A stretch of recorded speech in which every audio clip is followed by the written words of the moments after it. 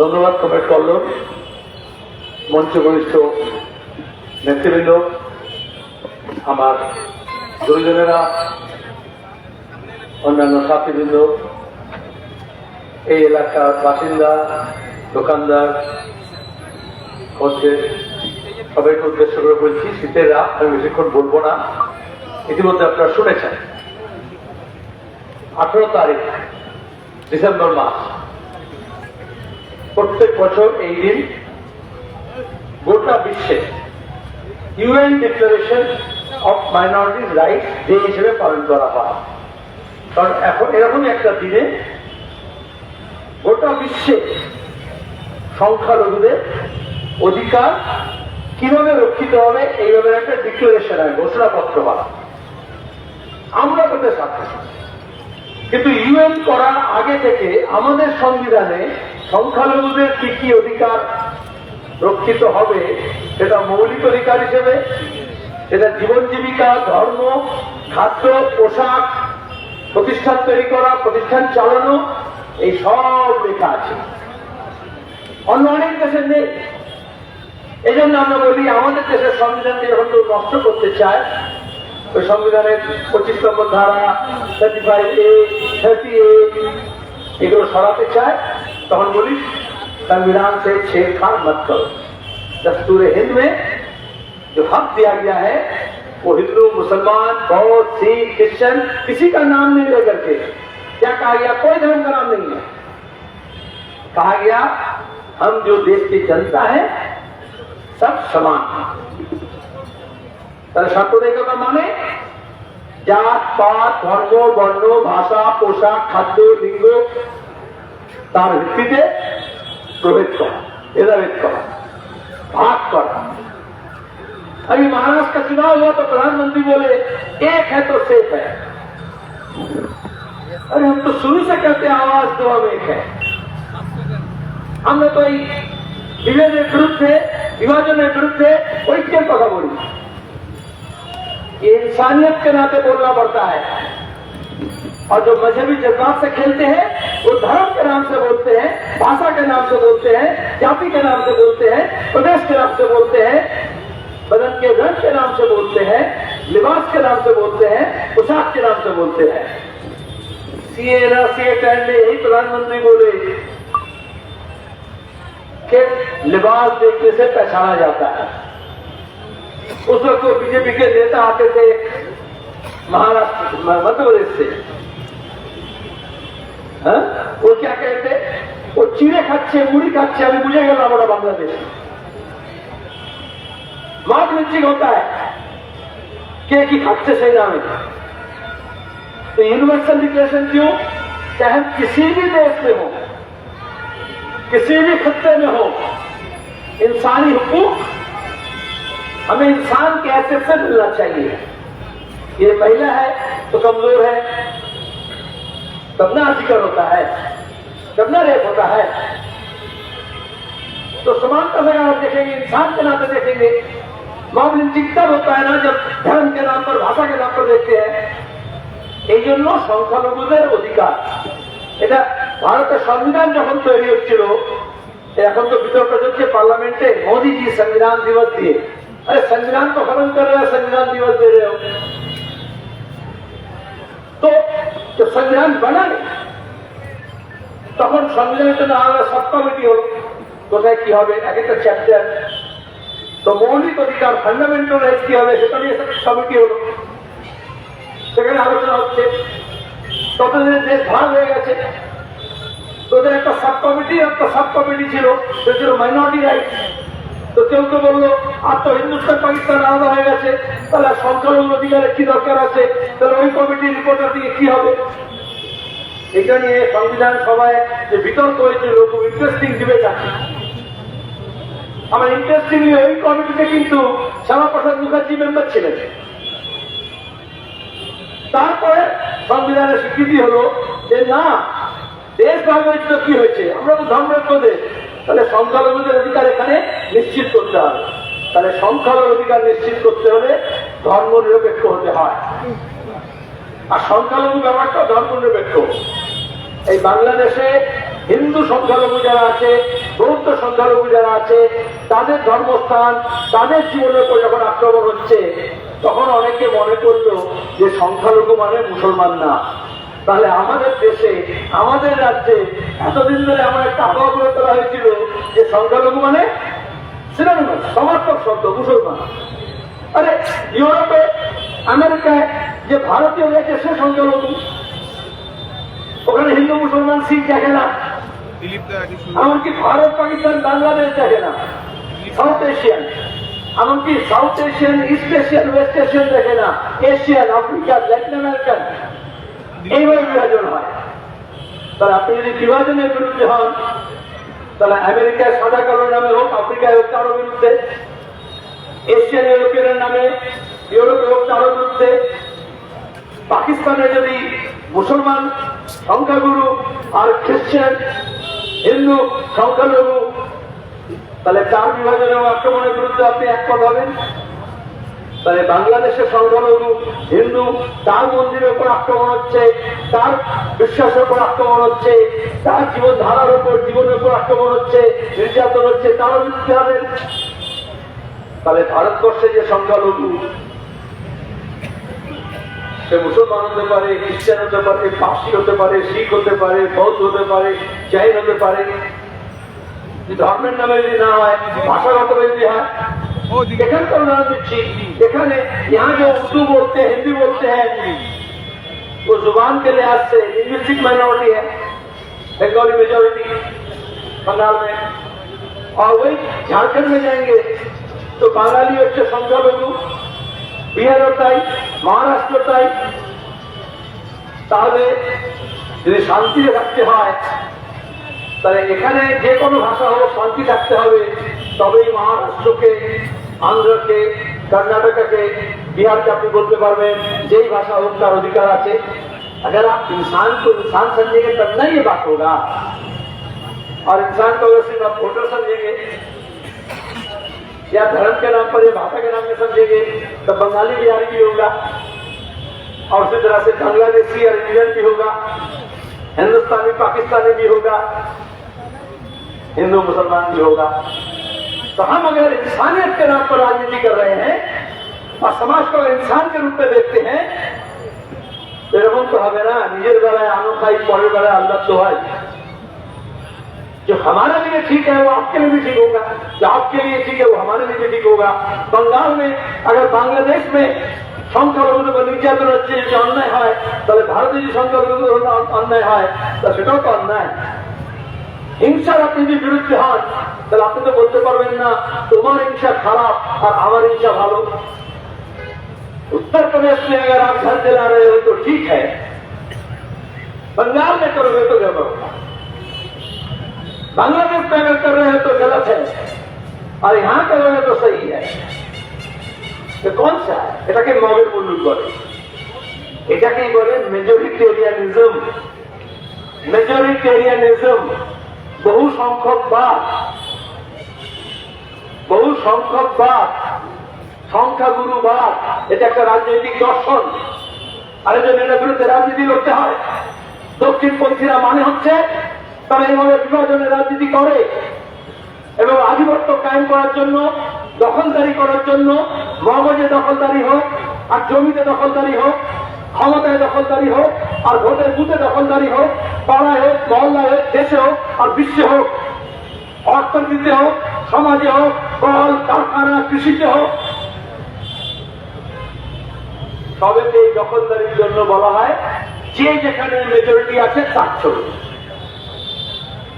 अरे हमारा यहाँ चलेगा, हम यहाँ ज्यादा है, चाहे मोहल्ले में हो, चाहे शहर में हो, चाहे गांव में हो, चाहे पूरे मुल्क में हो, चाहे रियासत में हो। তাহলে দক্ষিণপন্থীরা যেটা করে, এই রকমের মানসিকতা শিল্পে, সাহিত্যে, সংস্কৃতিতে, রাজনীতিতে, দর্শনে, মিডিয়াতে প্রতিদিন এটা মাথার মধ্যে ঢোকায়, আর তার উপর দাঁড়িয়ে বলে হিন্দি, হিন্দু, হিন্দুস্তান। এইভাবেই তো ফাসিজমে নাৎসিরা, হিটলার তো এইভাবেই করেছিলেন, ইহুদিদেরকে কে গ্যাস চেম্বারে কেন মেরেছেন? আর আপনি যদি ধর্মের নামে করেন, হিন্দু মুসলমান, খ্রিস্টান তাহলে মেজরিটি আমরা ওটা লিঙ্গুইস্টিক মাইনরিটি, রিলিজিয়াস মাইনরিটি, তাহলে তাকে সাপোর্ট করবে। আর যদি আপনি মানবতার জন্য হন, রাজনৈতিক দর্শনে হন, বামপন্থায় বিশ্বাস করেন, তাহলে আপনি জার্মান হয়ে বলবেন এটা অন্যায়, তুমি ইহুদিকে বাঁচতে পারো না। তাহলে আপনি এদেশে রাখলে বলবেন, তখন কি বলে দক্ষিণপন্থীরা, ও তুমি ভারতে আছো, জার্মানিতে কি হচ্ছে ওটা বলছো, ওখানে যেমন বলে না প্যালেস্টাইনে কি হচ্ছে বলছো, বৃহত্তমে কি হয় বলো। তারাই আবার কিন্তু এখন বাংলাদেশ যখন হচ্ছে তখন বলছে, তাহলে বলতে হয়, বলাটা ঠিক। তাহলে প্রশ্ন করার অন্যায় ছিল। চিরকাল দেখবেন আমাদেরকে বলা হতো কোথায় কিউবায় কি হচ্ছে, ভিয়েতনামে কি হচ্ছে, প্যালেস্টাইনে কি হচ্ছে, এইটা নিয়ে তোমরা কেন বলছো বাবু? বলতে হয়। বাংলাদেশে যখন পাকিস্তানি স্বৈরশাসনের বিরুদ্ধে মিলিটারি ফুটেজ চলায়, যখন ওখানকার মানুষকে নিষ্পেষিত হতে হচ্ছিল, সেখানকার মুক্তিযোদ্ধারা যখন মুক্তিযুদ্ধের আহ্বান জানিয়েছিল, তখন আমরা সব রাজনৈতিক ভেদাভেদ ভুলে বলেছিলাম বাংলাদেশের মুক্তিযুদ্ধের পাশে দাঁড়াতে হবে। কারণ একটা দেশে স্বাধীনতার প্রশ্ন ছিল, আমরা স্বাধীনতার জন্য লড়াই করেছি, তারা জানি। তাহলে দেখুন, যে ইহুদিরা আক্রান্ত হলো জার্মানিতে, আমি কিন্তু আক্রান্তের পক্ষে, আমার রাজনৈতিক দর্শন বলছে। আবার সেই ইহুদিরা যদি এখন নিজের রাষ্ট্র পেল, আর তারপরে প্যালেস্টাইনের উপর আক্রমণ করে, যদি বলে জমি খালি করো এবং আক্রমণ করে, আপনি যদি ধর্মের দিক থেকে দেখেন, তাহলে আমি এই ইহুদিকে সমর্থন করেছিলাম, এখন ইহুদিকে সমর্থন করবো।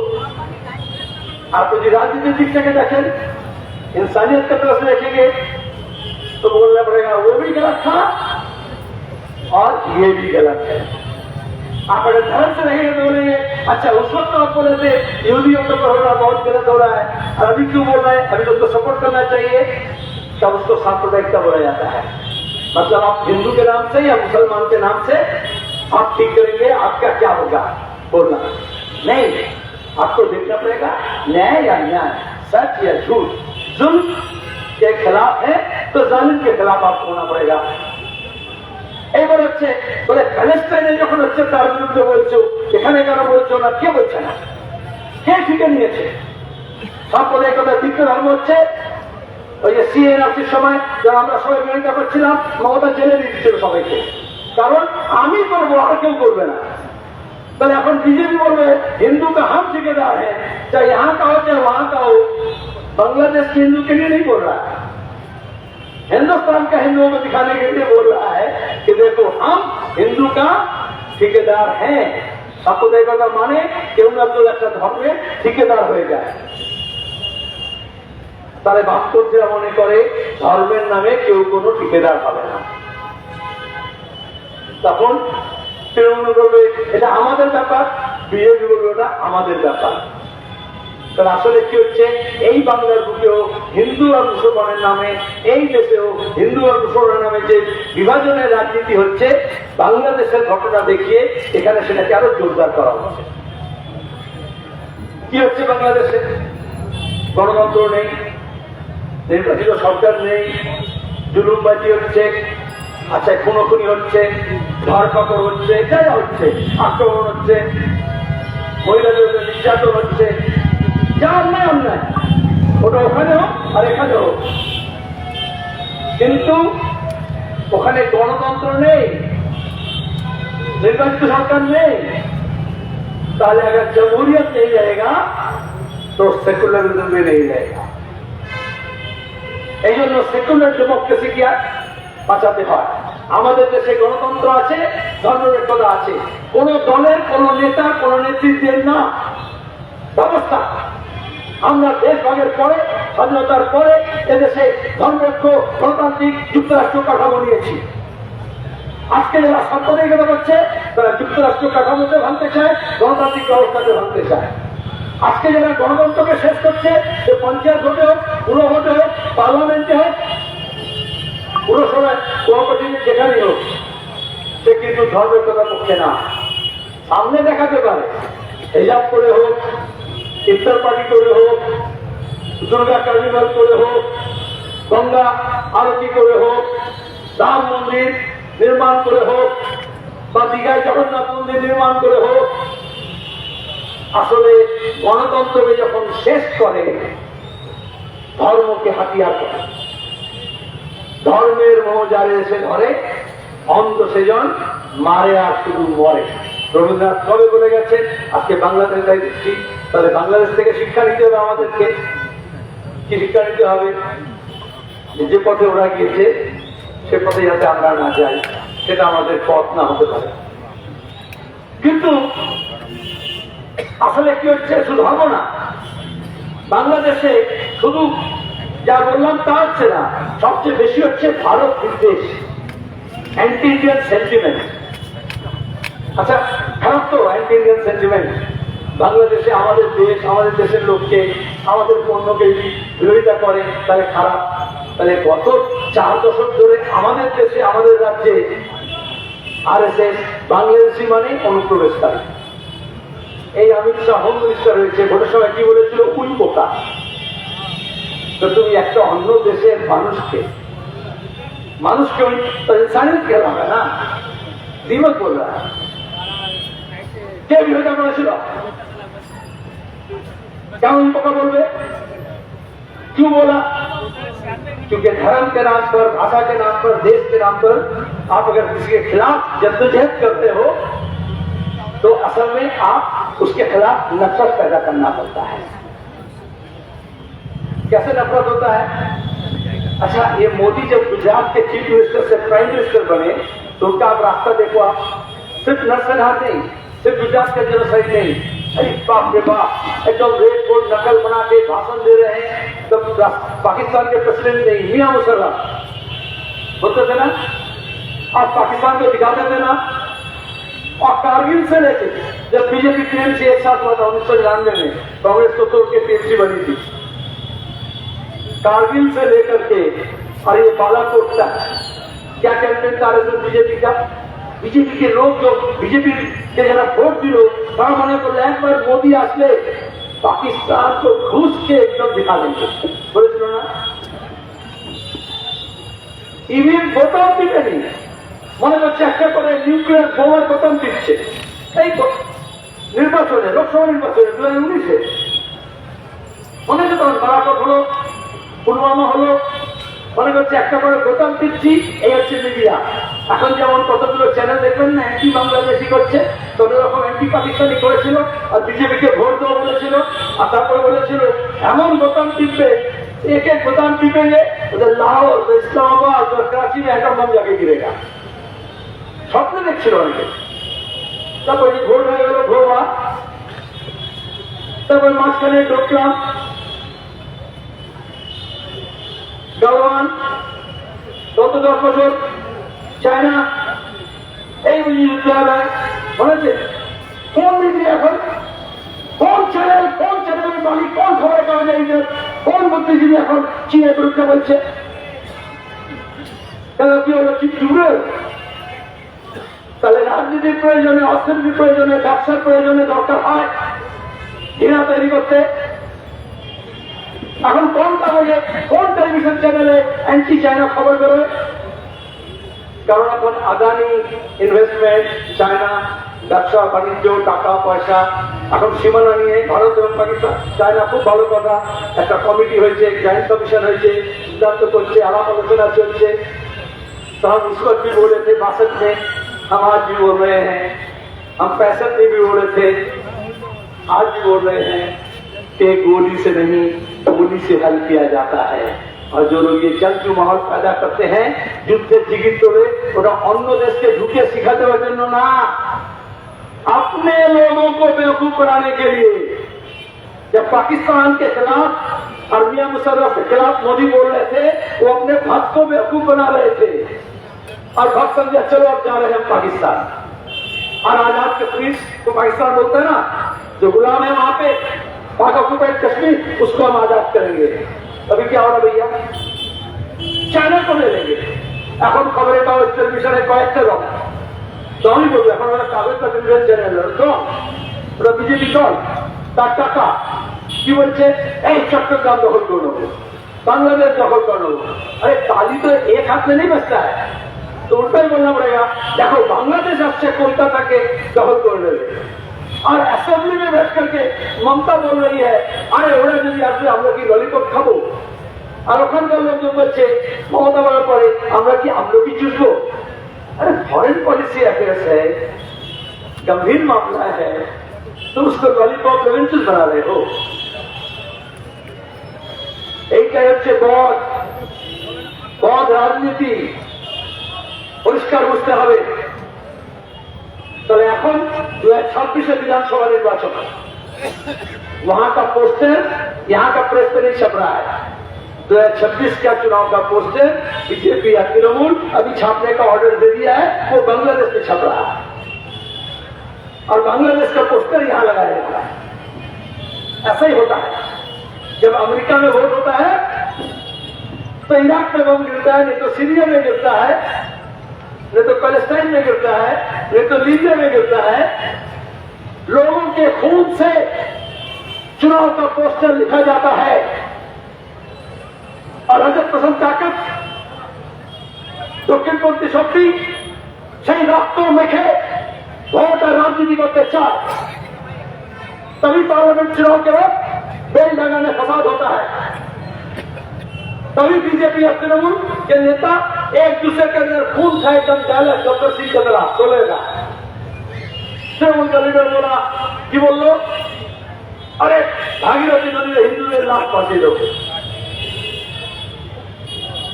और मोदी ने बोला देखो हिंदू देश में हिंदू लोग का क्या हालत हो रहा है এটাকে বলে বিভাজনের রাজনীতি তাহলে এখানে শুভেন্দু বলছে মোহন ভাগবত বলল जो आरएसएस पिछले 20 साल से कह रहा है इसका बच्चा 2 से ज्यादा है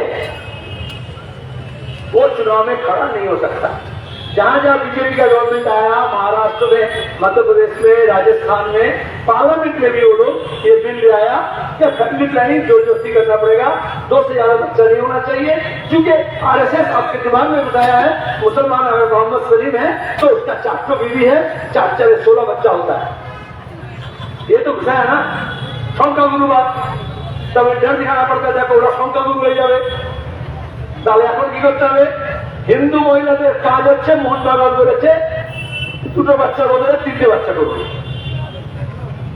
कॉम्पिटिटिव कम्युनलिज्म प्रतियोगिता पूरा किससे कंपटीशन हो रहा है हिंदू मुसलमान में बीजेपी टीएमसी में और संगे संग फिराद हकीम बोला आज हम माइनॉरिटी हैं कल हम मेजोरिटी हो जाएंगे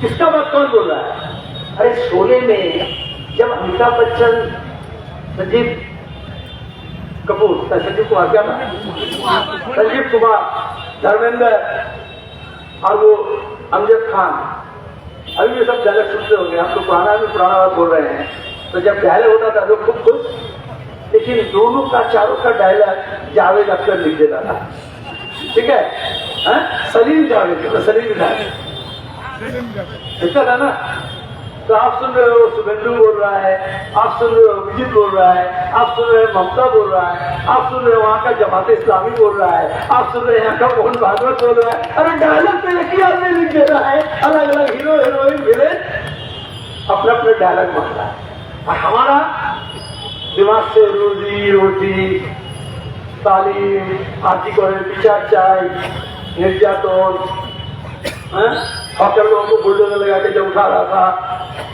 बुलडोजर लगा करके जब उत्तर प्रदेश में घर तोड़ रहा है जब वक़्फ़ की प्रॉपर्टी सब दखल कर रहा है जब नीलाम कर रहा है बोले अभी वो सब छोड़ो अभी बांग्लादेश को देखो तो जैसे 10 साल मोदी पाकिस्तान को दिखाया 5 साल जैसे हमारा मीडिया चाइना को दिखाया अभी 2026 तक यहाँ से बांग्लादेश को दिखाया लेकिन तालिए का सही बसता है तो वहां अगर यहाँ अगर एंटी बांग्लादेशी होगा बांग्लादेश होगा तो वहां एंटी इंडिया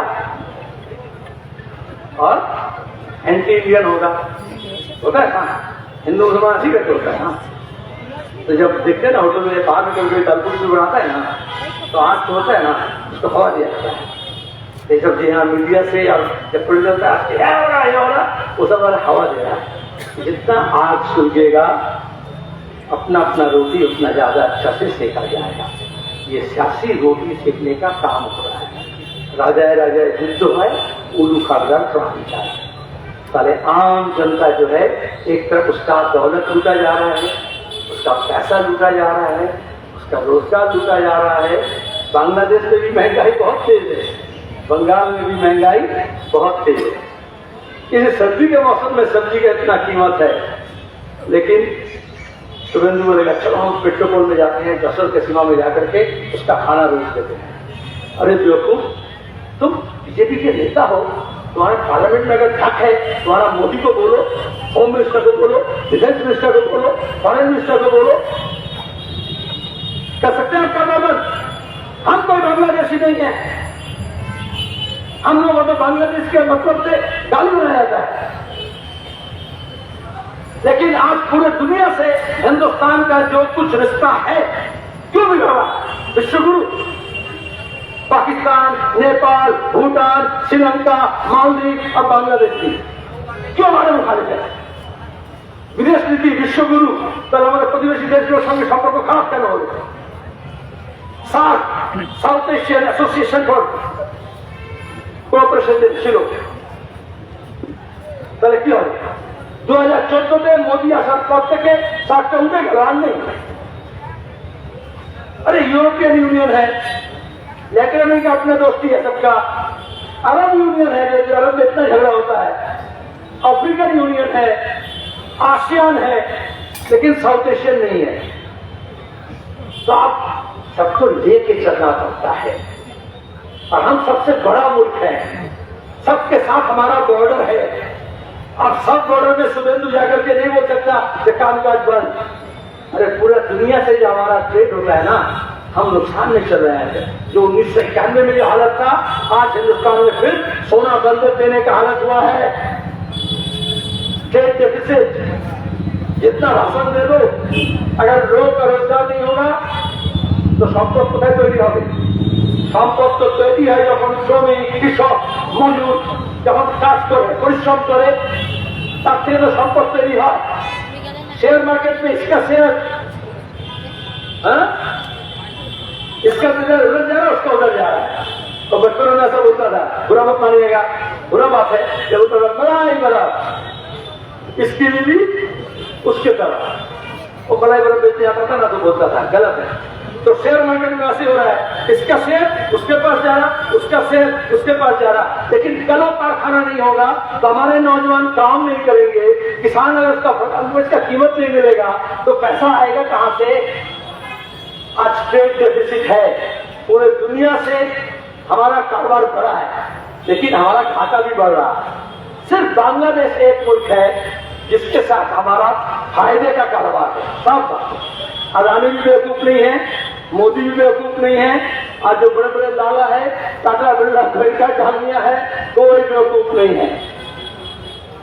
तो जो कारोबार में घाटा है उसको बंद कर भी सकता है, जो कारोबार में मुनाफा है वो कभी बंद करता है कोई बेवकूफ। तो हमारा ट्रेड डेफिसिट है, আমরা বাংলাদেশকে অনেক বেশি জিনিস বিক্রি করি, ওদের কাছে কয়েকটা জিনিস কিনি। ওই বিষয়ে তো জিনিসপাত না হলে আমাদের চলে না, কিন্তু ওদের তো সবকিছু আমাদের দিতে হয়। তো যে বন্ধ করলো, ঠিক আছে, বন্ধ করলে কি হবে? अकाल पड़বে नहीं तो कहाँ होगा?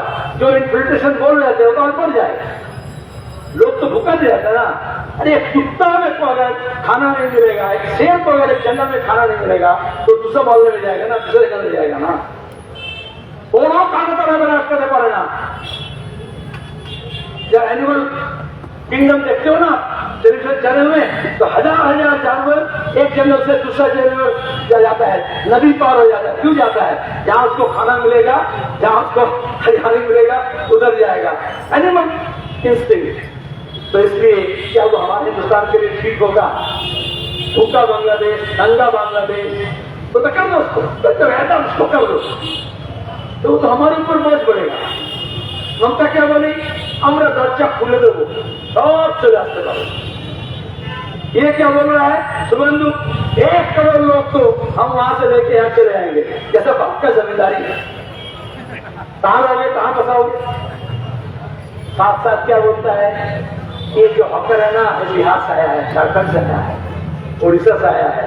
ये जो मजदूर है ना, ये सब बिहारी है, ये सब गैर बंगाली है, तो देखिएगा धर्म के साथ जो लोग राजनीति करता है ना, वो सिर्फ मंदिर मस्जिद का मामला नहीं करता है, वो भाषा के नाम पर भी करता है। वो नहीं करता, उसका चचेरे भाई करता है, मौसेरे भाई करता है। इसलिए बीजेपी और तृणमूल का जो सियासत है वो हिंदू मुसलमान और बंगाली गैर बंगाली इस तरह से नफरत का बीज बो रहा है, और इसको बोलते हैं unfinished task of partition. RSS का फिलोसफी है, एक तरह से हिंदू राष्ट्र बनाएगा, गणतांत्रिक राष्ट्र तैरी হবে, फैसिबादी राष्ट्र तैरी হবে, तो आरएसएस का डॉक्यूमेंट से बोले, हम पार्लियामेंट में कई बार बोले हैं अनफिनिश्ड टास्क ऑफ पार्लियामेंट, मतलब अनफिनिश्ड टास्क ऑफ पार्टीशन, मतलब पार्टीशन हो गया लेकिन कुछ मुसलमान इधर रह गया, कुछ हिंदू उधर रह गया, तो उसको फिनिश करना पड़ेगा। मतलब उधर का हिंदू इधर लाना पड़ेगा और इधर का मुसलमान उधर लाना पड़ेगा, तब हिंदी हिंदू हिंदुस्तान, तब बांग्ला बांगाली बांग्लादेशान বা বাংলাদেশ। বুঝে না?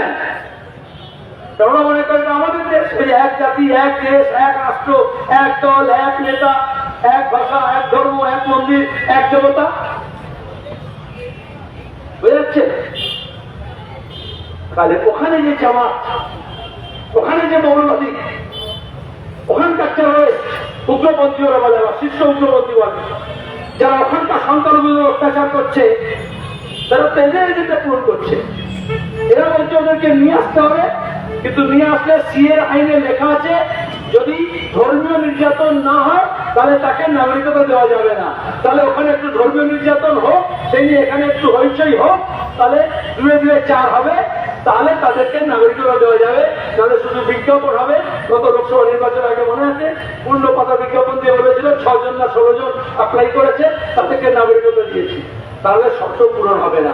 আর তাহলে এত বেশি যুদ্ধ দিকে তুলতে হবে, এত বেশি হিংসা ওখানে করাতে হবে, তাহলে পার্লামেন্টে সিএর আইনে আর একটা সংশোধন করে ওই ক্লজটাকে यूनिवर्सल করতে হবে যে जो पना मांगेगा उसको पना देना पड़ेगा, कोई कागज दस्तावेज का दरकार नहीं है।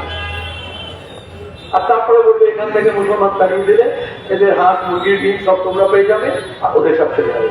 इतना आसान नहीं है, और इसलिए पैलेस्टाइन के साथ इसको जोड़ रहा है। हम नहीं जोड़ रहे, पैलेस्टाइन तो कई दिखे ওখান থেকে সবাইকে তাড়িয়ে দাও, তারপরে ইউনিস্তান হয়ে যাচ্ছে রাজনীতি। মাইনরিটি রাইটস দিতে আমি অনেকগুলো কথা বললাম।